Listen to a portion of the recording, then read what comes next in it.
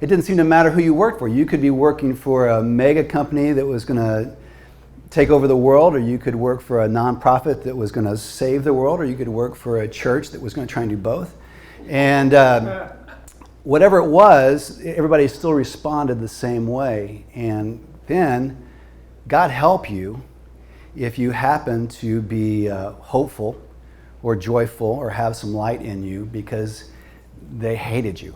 You know, they hated that. And I get it. There's nothing more annoying when you hate your job than youth and enthusiasm. You want to smash it under your JCPenney comfort loving shoes, you know? I mean, just get all 4 inches of the heel and just smash it, you know? It's disgusting when you are mad and disappointed and disgruntled to have somebody else happy around you. So it's interesting to think about that. Who is the first person? Because it happens for us on occasions now. Who's the first person to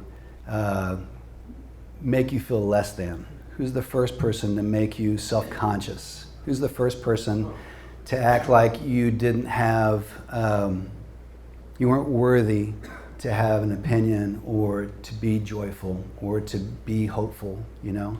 That stuff becomes like an anchor, right? And it holds you in that place until you let it go, until you release it. So we release things so that we can move forward. So that moment, that trigger spot, that thought, that place in your life, we're going to release that now. Whether it was 10 years ago or 20 years ago or 80 years ago or on the way over here, we're going to release it. And you can call that whatever you want. You can call that forgiveness. You can call it releasing. You can call it let it go. But we're going to let it go. And now I want you to see that light that is you, that part that got called out, that part that got diminished. And I want you to pick it back up. And I'm not talking about the qualifier or the capability of that. That may have been at that moment athletics, or that may have been at that moment, you know, education or smarts or painting or whatever. I'm not talking about that specific expression. What I'm talking about is the quality that was you.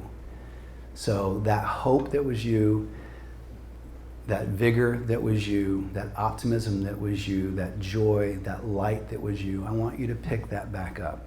Everyone deserves to have that light restored.